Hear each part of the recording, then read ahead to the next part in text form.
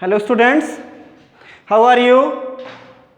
This is Vivek Misra, your physics teacher, and we are reading our first chapter of physics, class 12th. The chapter is electric charges and its field. Students, this chapter is taken from our first unit of physics. Unit is electrostatics. Students, this unit carries 16 marks in board examination. So, this unit is very important for us according to the board examination. So, here our unit name is electrostatic. First, we will discuss about this electrostatic.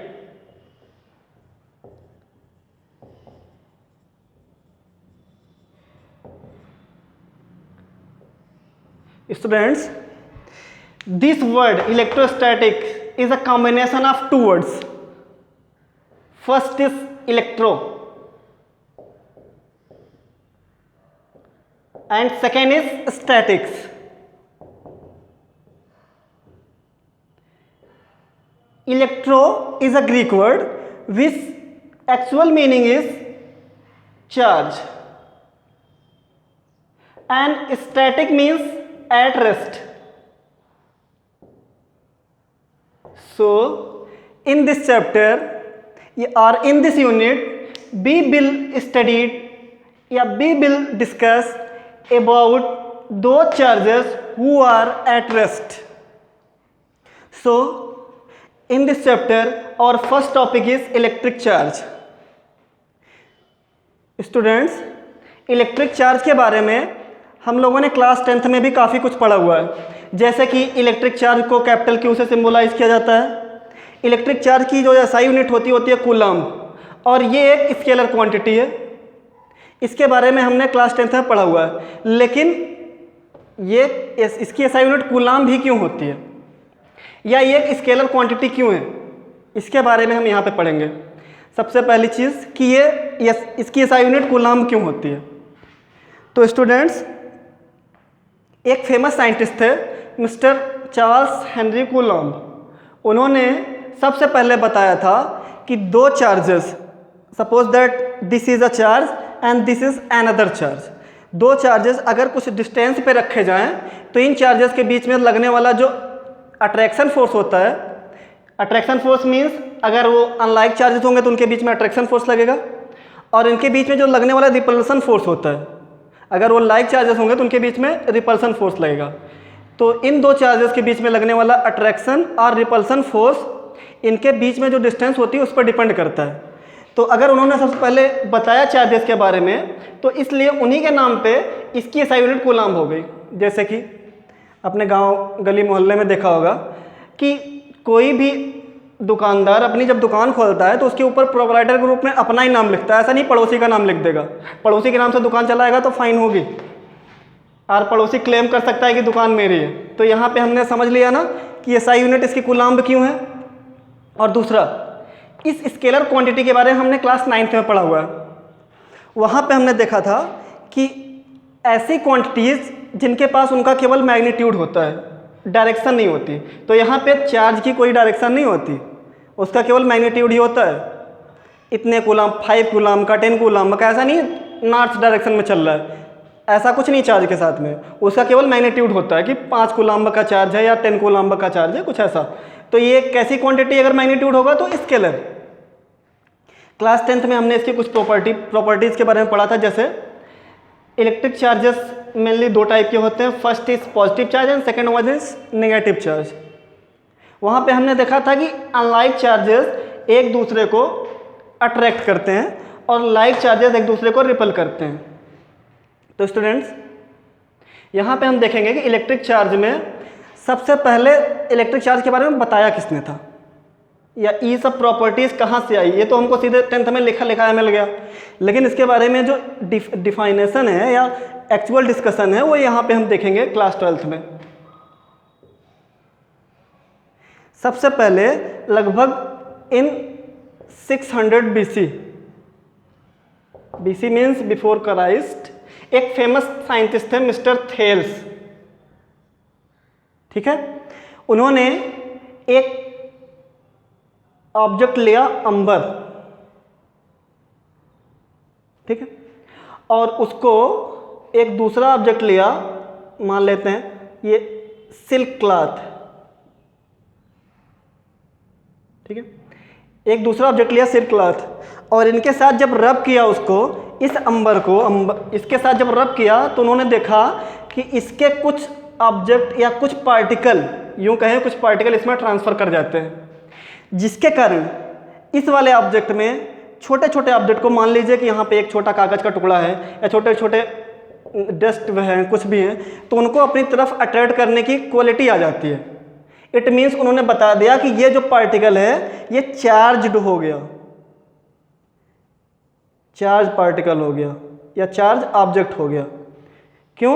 क्योंकि इस object में छोटे छोटे object को अपनी तरफ attract करने की क्वालिटी आ गई। उसके बाद काफ़ी टाइम के बाद कुछ अलग अलग साइंटिस्ट ने अपने अपने अलग अलग एक्सपेरिमेंट किए और उन एक्सपेरिमेंट के थ्रू उन्होंने प्रूव किया। अब यहाँ पे हम देखेंगे कि उन्होंने किस किन चीज़ों पे एक्सपेरिमेंट किया और कैसे ये थ्योरी निकाली कि लाइक चार्जेस एक दूसरे को रिपेल करते हैं और अनलाइक चार्जेस एक दूसरे को अट्रैक्ट करते हैं। तो स्टूडेंट्स, अगर ये पॉइंट क्लियर है तो पहले आप इसका स्क्रीनशॉट ले लीजिए। उसके बाद हम इस थियरी पे काम करते हैं कि किस तरीके से अनलाइक चार्जेस एक दूसरे को अट्रैक्ट करते हैं और लाइक चार्जेस एक दूसरे को रिपेल करते हैं। क्लियर है? देखिए यहाँ से रफ करें हम, हियर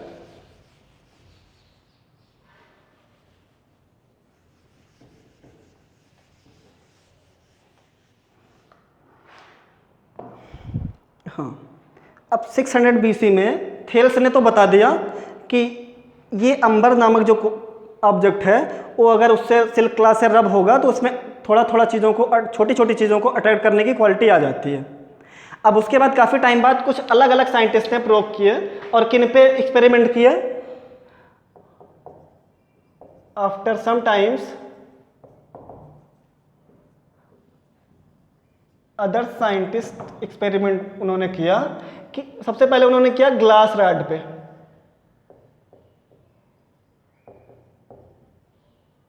ग्लास रॉड को उन्होंने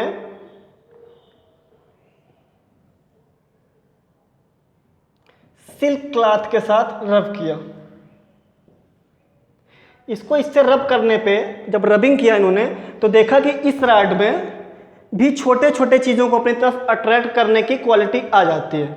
इट मीन्स कि ये ग्लास रॉड भी चार्ज हो जाता है, ये छोटे छोटे पार्टिकल को अपनी तरफ अगर इसके पास ले जाएं तो खींच लेता है।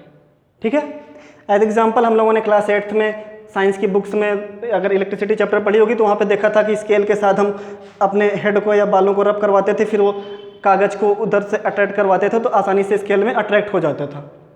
तो कुछ उसी तरीके के एक्सपेरिमेंट बहुत साल पहले साइंटिस्ट ने किए थे। ग्लास रॉड को सिल्क क्लॉथ के साथ रब किया था तो देखा था कि इस रॉड में छोटे छोटे ऑब्जेक्ट को अपनी तरफ अट्रैक्ट करने की क्वालिटी आ जाती थी। इट मीन्स कि ये जो ग्लास रॉड है ये चार्ज हो गई, चार्ज रॉड हो गई।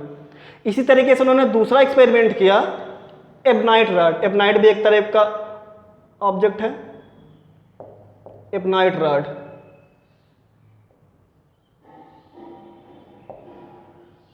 एबनाइट रॉड को उन्होंने कैट की स्किन, बिल्ली की जो खाल होती है ऊपर वाली, उसके साथ रब किया, स्किन ऑफ कैट। इसके साथ जब रब किया तो देखा कि इस एबनाइट रॉड में भी सेम क्वालिटी आ जाती है जो ग्लास रॉड में आ रही थी। इट मीन्स कि ये भी छोटी छोटी चीज़ों को या छोटे छोटे ऑब्जेक्ट को अपनी तरफ अट्रैक्ट कर लेता है, तो ये भी चार्ज हो गया, चार्ज ऑब्जेक्ट हो गया। अब साइंटिस्ट ने एक और एक्सपेरिमेंट के थ्रू इन्होंने देखा कि जब दो चार ग्लास रॉड को, एक ग्लास रॉड ये हो गया, दूसरा अलग से उन्होंने चार्ज किया, और जब दो, यहाँ पे हम देखेंगे कि जब दो चार्ज ग्लास रॉड हैं, ये भी चार्ज ग्लास रॉड है समझ लीजिए, सॉरी यहाँ पे आप ये चार्ज लिखा हुआ है, ये चार्ज ग्लास रॉड है और ये चार्ज एबनाइट रॉड है।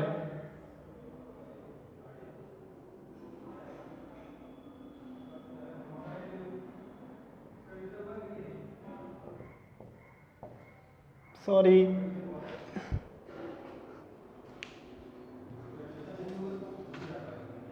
ये 4 ग्लास रॉड है और इसी तरीके की एक दूसरी 4 ग्लास रॉड ली,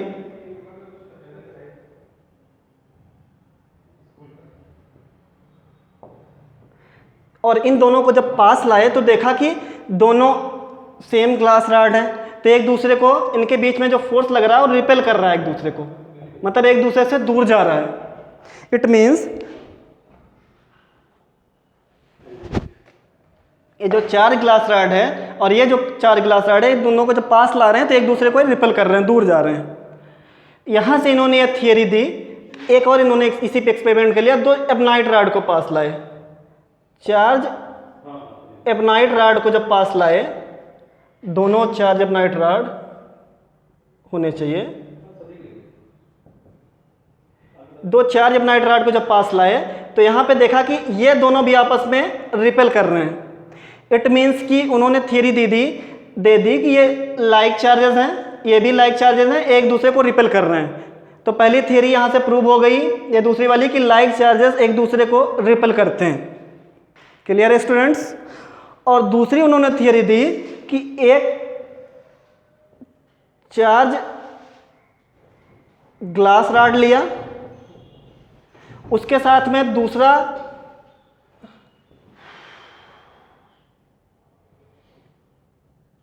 चार्ज एबनाइट रॉड लिया, और इन दोनों को जब पास में लाए तो देखा गया कि ये दोनों पार्टिकल एक दूसरे को अट्रैक्ट कर रहे हैं। यहां से उन्होंने अपनी दूसरी थियरी दे दी कि अनलाइक चार्जेस दो होते हैं वो एक दूसरे को अट्रैक्ट करते हैं, ये एक दूसरे को अट्रैक्ट करना शुरू कर दिए। तो स्टूडेंट्स, आपको ये थियरी समझ में आ गई हो तो कमेंट बॉक्स में जाके कमेंट करिएगा, और अगर कोई प्रॉब्लम हो समझने में तो भी कमेंट बॉक्स में जाके अपने क्वेश्चंस पूछ सकते हैं। तो इसको स्क्रीनशॉट आप कर सकते हैं।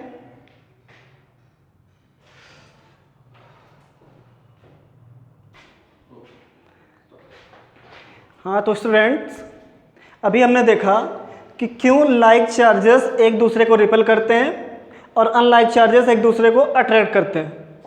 यहाँ पे हम देखेंगे मॉडर्न इलेक्ट्रॉनिक थियरी के बारे में।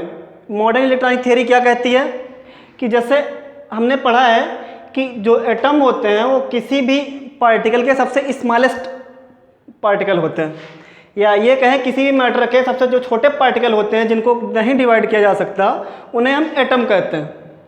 ठीक है, लेकिन मॉडर्न इलेक्ट्रॉनिक थियरी के हिसाब से एटम को भी डिवाइड किया जा सकता है। किस फॉर्म में? In the form of electron, proton and neutron. हम ये कह सकते हैं कि किसी भी पार्टिकल का किसी भी मैटर का जो सबसे छोटा पार्टिकल होता है वो होता है एटम, और एटम को भी हम डिवाइड कर सकते हैं इलेक्ट्रॉन, प्रोटॉन, न्यूट्रॉन में। हम मान लेते हैं कि ये एक एटम है, किसी भी मैटर का एक एटम है ये, और इस हर एक एटम का अपना एक न्यूक्लियस होता है, और उस न्यूक्लियस के अंदर न्यूट्रॉन और प्रोटॉन होते हैं, और न्यूक्लियस के बाहर इलेक्ट्रॉन मूविंग कंडीशन में होते हैं। तो ये हो गई हमारा एक तरीके से एटम का स्ट्रक्चर। हम ये भी जानते हैं कि किसी भी एटम के अंदर जो नंबर ऑफ इलेक्ट्रॉन्स होते हैं और नंबर ऑफ प्रोटॉन्स होते हैं वो इक्वल होते हैं, और इलेक्ट्रॉन पे नेगेटिव चार्ज होता है और प्रोटॉन पे पॉजिटिव चार्ज होता है।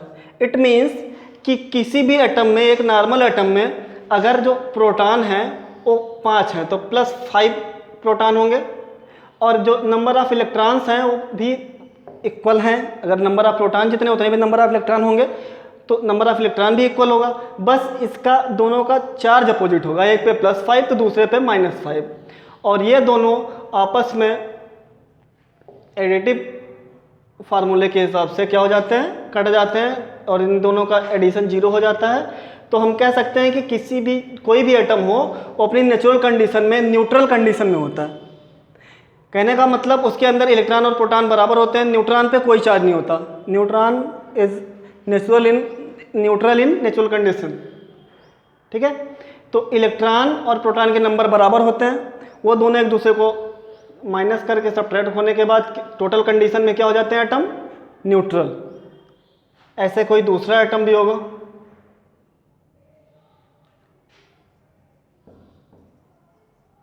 उसके अंदर उसका न्यूक्लियस होगा और उस न्यूक्लियस के अंदर न्यूट्रॉन और प्रोटॉन होंगे और इलेक्ट्रॉन बाहर बाहर मूविंग कंडीशन में होंगे।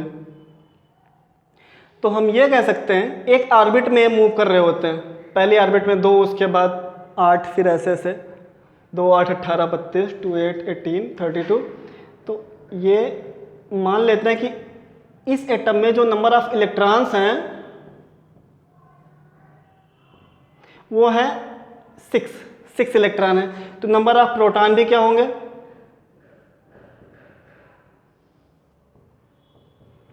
6।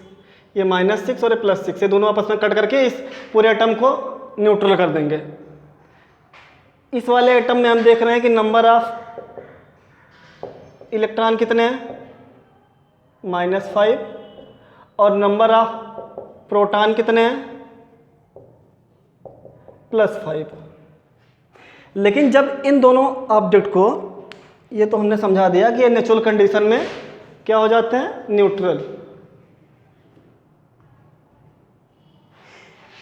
मॉडर्न इलेक्ट्रॉनिक थियरी ने बताया कि जब दो न्यूट्रल एटम को आपस में रब किया जाता है, रगड़ा जाता है, तो इनके जो एक्सटर्नल ऑर्बिट में इलेक्ट्रॉन होते हैं वो हार्डर स्मूथर सरफेस से हार्डर सरफेस में मूव कर जाते हैं। इट मीन्स कि अगर इसमें इलेक्ट्रॉनों के नंबर्स कम हैं तो ये ज़्यादा स्मूथ होगा और ये इसमें क्या होगा? इसके इलेक्ट्रॉन मूव करेंगे। अगर हम मान लेते हैं कि इसमें एक इलेक्ट्रॉन इसमें आ गया तो इसमें इलेक्ट्रॉनों के नंबर कितने हो गए? कितने हो गए इलेक्ट्रॉनों के नंबर? -7 इलेक्ट्रॉन। और इसमें से एक इलेक्ट्रॉन निकल गया तो कितने बचे इसमें? 4 इलेक्ट्रॉन बचेंगे कि नहीं? एक इलेक्ट्रॉन अगर इसमें से निकला तो 1 - 5 = -4। समझ में आ गया स्टूडेंट्स? तो ये आ गया नंबर ऑफ प्रोटॉन, इसमें कितने हो गए? 5 और नंबर ऑफ इलेक्ट्रॉन कितने हो गए? 4। यहाँ पे नंबर ऑफ इलेक्ट्रॉन कितने हो गए? 7 और नंबर ऑफ प्रोटॉन कितने हो गए? 6। यहाँ पे हम देख सकते हैं कि इस वाले एटम में नंबर ऑफ प्रोटॉन्स ज़्यादा हो गए।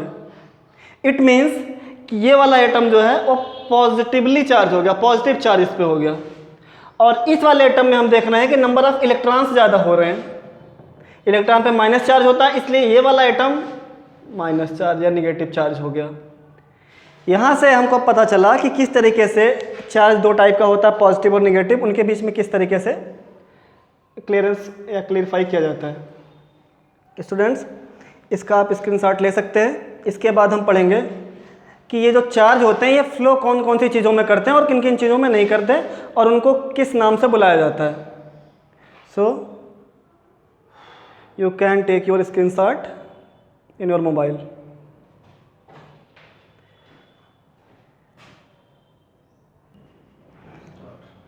हाँ, तो स्टूडेंट्स, अभी तक हम लोगों ने पढ़ा इलेक्ट्रिक चार्ज के बारे में, इलेक्ट्रिक चार्ज की यूनिट, उसकी क्वांटिटीज़, मॉडर्न इलेक्ट्रॉनिक थ्योरी और वहाँ पे चार्जेस का किस तरीके से पॉजिटिव और नेगेटिव में बताया गया, ये सब चीज़ें हमने पढ़ ली। अब हम पढ़ेंगे कि वो चार्ज कहाँ पे फ्लो करते हैं और कहाँ पे नहीं करते हैं। जहाँ पे फ्लो करते हैं उनको किस नाम से जाना जाता है और जहाँ पे फ्लो नहीं करते हैं उनको किस नाम से जाना जाता है। तो स्टूडेंट्स, हमारा पहला टॉपिक है conductors. Conductors are those materials that allow the flow of charge through them. It means कि कंडक्टर ऐसे मटेरियल्स होते हैं जो खुद में से होकर के इलेक्ट्रिसिटी या चार्ज को फ्लो करने देते हैं। जैसे कि हमारा हो गया बेस्ट कंडक्टर ऑफ इलेक्ट्रिसिटी में आते हैं गोल्ड, सिल्वर और कॉपर, ये सब, और डोमेस्टिक लेवल पे हम कॉपर का ज़्यादातर यूज करते हैं। तो ये हमारे हो गए कंडक्टर्स। इंसुलेटर डायरेक्ट इसका अपोजिट, इसका नाम डाइलेक्ट्रिक्स भी है और नॉन कंडक्टर्स भी हम इसे बुलाते हैं। तो insulator are those materials that do not allow the flow of electric current through them. It means कि ऐसे मटेरियल जो खुद में से होकर के इलेक्ट्रिक करंट को या इलेक्ट्रिक चार्ज को फ्लो नहीं करने देते हैं उन्हें कहते हैं हम डाइलेक्ट्रिक, नॉन कंडक्टर या इंसुलेटर्स। इसके एग्जाम्पल हैं अपने रबर या प्लास्टिक। इनको हम कंडक्टर के रूप में बना सकते हैं, जैसे इन पे हम कोई भी ऐसी चीज़ का यूज़ कर लें जो कि कंडक्टर ऑफ इलेक्ट्रिसिटी है या गुड कंडक्टर ऑफ इलेक्ट्रिसिटी है। जैसे कि हम पानी में भिगो करके इसको यूज़ करेंगे तो फिर इसमें करंट फ्लो करेगा, तो वो तो अलग बात हो गई। अब हमारा अगला टॉपिक है इंडक्शन। ये इस चैप्टर का काफ़ी इंपॉर्टेंट टॉपिक है, तो स्टूडेंट्स इसके बारे में थोड़ा ध्यान से पढ़िएगा कि the process of redistribution of charge. कहने का मतलब है एक ऐसी प्रक्रिया, एक ऐसी प्रोसेस जहाँ पे the surface of a conductor when another charge object is brought near the conductor. It means कि कोई भी ऐसा ऑब्जेक्ट है जो कि चार्ज कंटेन कर सकता है। इट मीन्स कि वो कंडक्टर है, भले ही उस टाइम पे उसमें चार्ज फ्लो नहीं कर रहा है। मान लेते हैं कि ये कंडक्टर है जिसमें पॉजिटिव और नेगेटिव एक साथ में है, ठीक है। अब ये दोनों पॉजिटिव और नेगेटिव दोनों बराबर है। इट मीन्स कि ये जो कंडक्टर है अभी न्यूट्रल कंडीशन में, इस पर कोई भी चार्ज फ्लो नहीं हो रहा है। तो ये प्रोसेस ये कहती है कि अगर किसी भी अनचार्ज बॉडी को, जो कि कंडक्टर होना चाहिए, अगर उसको हम किसी चार्ज बॉडी के कांटेक्ट में लाएं तो वो उसमें भी चार्ज फ्लो होना शुरू हो जाता है। इस प्रोसेस को हम इंडक्शन बोलते हैं। जैसे कि अगर इसके कांटेक्ट में हम एक दूसरी बॉडी लाएं जिस पे केवल माइनस चार्ज है, तो हमको पता है कि ये इस पे केवल माइनस चार्ज है, तो हम जानते हैं कि अपोजिट चार्जेस एक दूसरे को क्या करते हैं, अट्रैक्ट करते हैं। इट मीन्स कि ये जो निगेटिव वाला होगा ये थोड़ा सा दूर चला जाएगा, वो कुछ ऐसे, पॉजिटिव वाले सारे पास आ जाएंगे और नेगेटिव वाला दूर हो जाएगा। मतलब एक एंड पे हम पॉजिटिव चार्ज हो जाएगा ये, और एक दूसरे एंड पे नेगेटिव चार्ज हो जाएगा, ठीक है। क्लियर है स्टूडेंट्स? अगर इसमें से हमको इस मटेरियल में केवल पॉजिटिव चार्ज रखना है तो हमको यहाँ पे एक अर्थिंग देनी पड़ेगी, अर्थ के साथ एक वायर कनेक्ट इससे करना पड़ेगा, जिससे कि ये माइनस वाला चार्ज यहाँ पे अर्थ पे चला जाएगा और इसमें केवल पॉजिटिव चार्ज ही बचेगा। तो इस तरीके से ये मटेरियल क्या हो जाएगा, पॉजिटिवली चार्ज। इसी प्रोसेस को हम बोलते हैं इंडक्शन।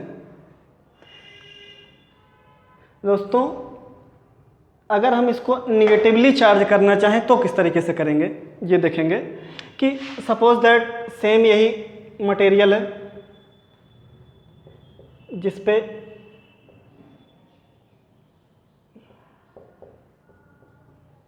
पॉजिटिव नेगेटिव दोनों चार्ज हैं। इसको हम किसी ऐसी बॉडी के कांटेक्ट में लाएं जो पॉजिटिवली चार्ज है, तो यहाँ पे क्या होगा कि अनलाइक चार्जेस एक दूसरे को क्या करेंगे, अट्रैक्ट कर लेंगे। इट मीन्स कि ये जो नेगेटिव चार्ज वाला मैटर है या नेगेटिव चार्ज है ये इधर आ जाएगा बिल्कुल, और पॉजिटिव चार्ज कुछ इधर आ जाएंगे। क्लियर है फ्रेंड्स? और ये एक एंड पे, इस ए वाले एंड पे ये अपना ए पॉइंट एंड होगा, ये बी, तो ए एंड पे ये माइनस नेगेटिव चार्ज हो जाएगा और बी वाले पे पॉजिटिव चार्ज हो जाएगा। क्लियर है? और अगर हम इसको पूरे मटेरियल को केवल नेगेटिव चार्ज में रखना चाहते हैं तो हमको इसको अर्थ के साथ एक वायर लगाना पड़ेगा, अर्थिंग देनी पड़ेगी, जहाँ पे ये माइनस चार्ज फिर से इसमें आकर के इसको पूरा का पूरा न्यूट्रल कर देंगे और ये नेचुरल कंडीशन में कौन सा मटेरियल हो जाएगा, निगेटिवली चार्ज। ये कैसा हो गया था, पॉजिटिवली चार्ज। इस प्रोसेस को बोलते हैं इंडक्शन। तो दोस्तों ये प्रोसेस अगर आपको समझ में ना आई हो तो कमेंट में जाके, कमेंट बॉक्स में जाके कमेंट करिए। मिलते हैं अपने अगले वीडियो में एक नए टॉपिक के साथ, जो होगा हमारा प्रॉपर्टीज ऑफ चार्ज। इसके आगे हमको काफ़ी सारे सिलेबस कवर करने हैं अभी, और हमारा 12th का एक लंबा सिलेबस लगभग 14 चैप्टर्स का, जहाँ पे हमारे पास कुल 9 यूनिट्स होंगी, जो 9 यूनिट्स में कुल 14 चैप्टर्स होंगे, और उन चैप्टर्स को हमको एकदम डिटेल में पढ़ना है। इस साल सीबीएसई ने काफ़ी सारा सिलेबस रिड्यूस कर दिया, लगभग 30% सिलेबस रिड्यूस किया है, लेकिन हमको पढ़ना पूरा है। हम लास्ट में जब एग्जामिनेशन टाइम में हम उसको एडजस्ट कर लेंगे और केवल उतने का ही रिवीजन करेंगे, बाकी की चीज़ें उससे पहले हमको कवर पूरा करना है। सो स्टूडेंट्स, ये टॉपिक आपको समझ में आ गया? अगर आ गया हो तो इसका स्क्रीनशॉट ले लीजिए।